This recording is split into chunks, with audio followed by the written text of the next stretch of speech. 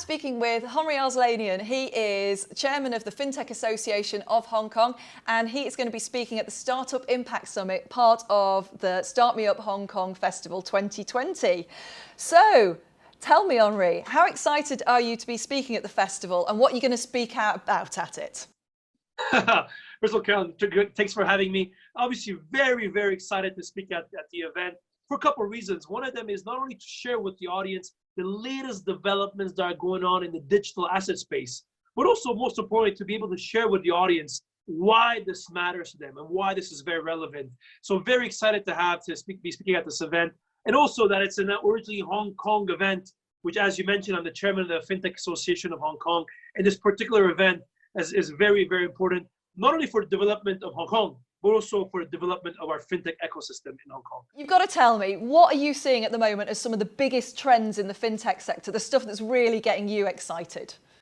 Well, there's a lot of topics in fintech, that I've been following over the last couple of years. One thing is for sure is the coronavirus is really acting as a catalyst to the entire industry. For example, one of the verticals that I spend a lot of time on, if I put my PwC Global Crypto Leader hat on, is really the developments in digital assets. I mean, really what we are seeing over the last couple of weeks is that because of the virus, people don't want to touch paper money anymore. So really it's generating increased interest in digital assets and how they can be used and not only as a store of value, but as a tool for everyday life.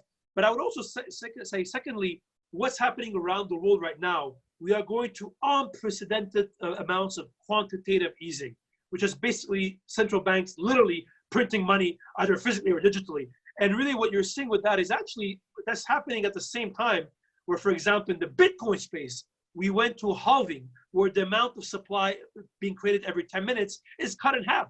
So all these different phenomena happening at the same time are bringing a lot of attention on the future of money and what purpose it solves. And that's very exciting. And I really believe this is a super exciting time, not only in the history of finance, but in the history of money, and we're very privileged to be part of it. Wow, now you really are excited. Do you think there are any challenges that we need to be aware of that, might be sort of burbling along in the future? Well, there's always a lot of challenges. I think that's what makes life exciting at the same time. I would say that when I look from a policy perspective, the rise of digital assets brings up a lot of challenges from that perspective. For example, if a big topic of conversation today are central bank digital currencies, which are digital assets that are issued by central banks. And I'll talk about that during my keynote at the conference. But really one of the big risks around that is actually if citizens have the possibility to actually, instead of having their money inside a bank, actually have it digitally in the comfort of their smartphone, it creates a risk of what we call a run on the banks, where when people believe there's instability with banks, they can easily take it out and convert it to a central bank digital currency.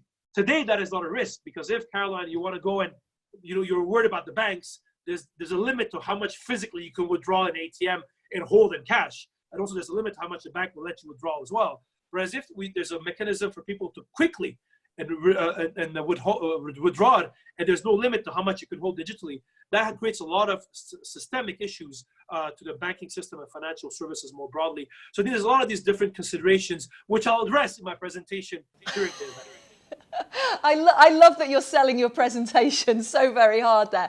Do you think there are any concerns for you about regulatory issues with kind of, obviously getting these things right, as well as doing them as quickly as possible to enable the innovators in the area to do what they want to do? Great question, Cal. I think, being a lawyer by background, if I put my lawyer hat on, obviously regulations are very important. I would argue that in the digital asset space, is the only vertical of finance where the industry has been lobbying for more regulations.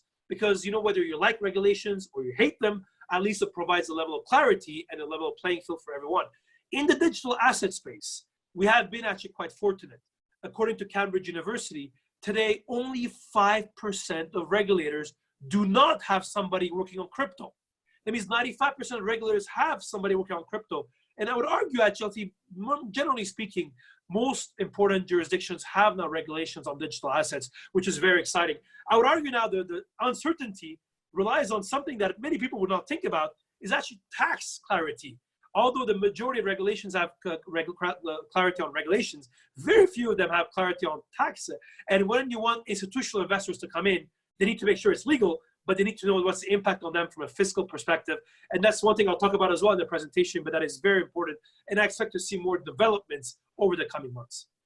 So what would your top tips be for someone who's starting out in the field and they know they've got a brilliant idea, but they're coming across this struggle that they need some investment, they need a little bit of help, they are right at the very beginning of things.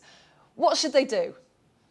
Yeah, maybe I'll separate my answer. There's two prongs of it, right? I mean, as you know, if I put my chairman hat on, I think there's a number of support mechanisms within Hong Kong you can benefit from. Not only at the Hong Kong Science Park, Cyberport, but there's a lot of actually government support and other forms of initiative that are available, and I highly recommend you look into that. Second, I would say it's a little more of personal capacity. You know, if I put my professor hat, as you know, I teach fintech and crypto at the University of Hong Kong. I teach actually the first fintech university course in Asia. I would argue that this is a period I'm very worried about my students, because many of them are coming out of university, a lot of internships are canceled, a lot of the entry for them in the professional work has been canceled. My message to all of them, I can tell you the last 4 months, 5 months, since Chinese New Year, since January, when we started in Asia having these issues, I've never worked harder than I work now. This is a time to upskill yourself, get certificates, look at online courses, work on some of the initiatives you have right now. I really believe that if you wasted the last 5 months of your life watching Netflix, playing video games, I hope Tiger Kings was fun, but unfortunately you missed this golden opportunity that was once in a lifetime to upskill yourself. And it's especially for those who are younger, you know, if you have experience in the field, you'll be fine. Especially for the younger generation, it's gonna be tough, guys. I don't wanna lie, it's gonna be very difficult. The entry point within companies has become more difficult, and the competition is harder as well. But this is why, if you're always sitting on the edge of your seat, you're working hard, you're paranoid, this is actually the skills that will help you thrive over the next couple of months. And I really believe in that. Personally, I always say to people, I'm a paranoid optimist. Every month, every single month, I block 1 hour in my calendar where I think how I am being disrupted. Many people would say, Henri, you're a partner of a large firm, you're #1 ranking of fintech influencer on LinkedIn, you're doing all these different things, you know, you're best-selling author in quite, you know, known ecosystem. I can tell you, Carolyn, every month, I seriously reflect how I'm getting disrupted. And unless you're paranoid and you're sitting on the edge of your seat, and this applies especially for a lot of my students or those who are younger and coming into space, you need to have this mentality of what I call often in my other keynotes, thinking like an immigrant, you know, always hardworking and paranoid. And that's what I think the skills you need moving forward. So hopefully there's a couple of pieces of advice in 30 seconds, but hopefully they can be quite insightful.